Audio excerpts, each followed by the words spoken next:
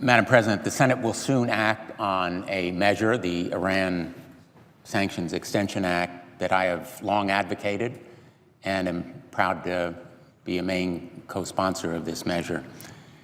It's a critical step toward deterring and impeding support of Iran's development of conventional weapons and weapons of mass destruction.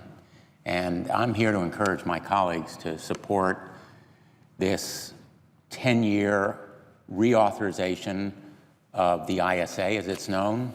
We must act before it expires, before the end of the year. We really have no practical choice, because the practical effect of the Iran nuclear agreement depends on our resolve, on our commitment to reliably and durably stop a nuclear-armed Iran by using sanctions and other means if necessary. This measure should remove all doubt and dispel all question that we have that resolve and commitment to make sure that the Iran nuclear agreement is enforced effectively. It must be enforced effectively, not only for our own security, but really the entire world's security. And that is the reason that I have championed efforts to stop a nuclear-armed Iran and make sure that this agreement is both verifiable and enforceable. I've long advocated for this renewal and most recently urged Leader McConnell to prioritize passage of this measure in the waning days of this Congress. I was joined in this effort by Senators Stabenow, Merkley, Wyden, Klobuchar, Heinrich, and Schatz, and I want to thank Senator McConnell for following through on this request and bringing this bill to the floor for a vote today. This important bipartisan bill has already been approved by the House, in fact, overwhelmingly passed in November, and now the Senate must do the same.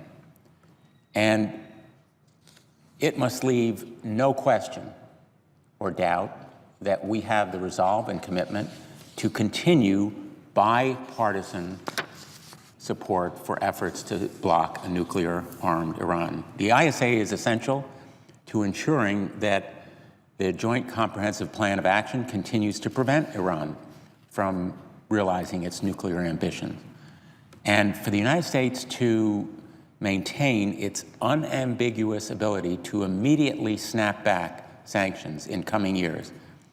The ISA must be renewed, and I hope it will be by a strong and overwhelming bipartisan majority, or we will surrender this critical capability.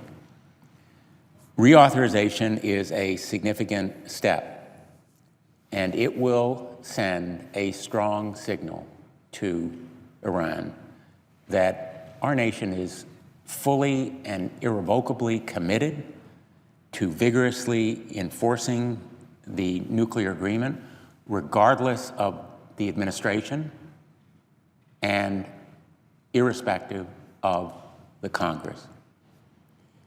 Future administrations need this ability to snap back existing sanctions, a step necessary for enforcement that was consistent with the agreement and anticipated by it. There is nothing inconsistent in what we do today with the agreement. This strong message to Iran is that we are ready, willing, and able to hold Iran accountable. We can ill afford to allow sanctions that deter and impede Iran's development of conventional weapons and mass destruction to expire, as they would expire at the end of the year. And my hope is that as many as possible of my Senate colleagues will join in this effort today. But holding Iran accountable will scarcely end here. We must confront Iran's malign activities beyond its nuclear program, its continued pursuit of intercontinental missile development. It's suppression of free speech and other vital civil liberties in its own country, and of course, its sponsorship of terrorism around the world. And we must fortify the security of both our allies in the Middle East, most especially Israel, as well as our nation. Our major strategic partner in that region is Israel. I look forward to working with my colleagues on the NDAA, which will provide additional missile defense capabilities to that great ally. And we must see what we do today in renewing the Iran Sanctions Agreement as part of an overall effort to secure the freedom and democracies that exist in that region, insofar as they are always threatened, and make sure that we protect our nation from a nuclear-armed Iran.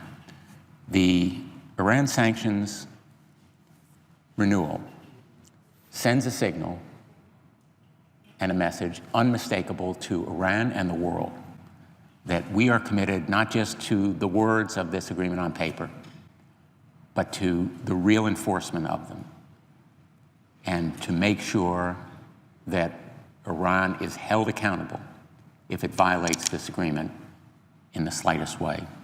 Thank you, Madam President, and I yield the floor. I suggest the absence of a quorum. The clerk will call the roll. Mr. Alexander.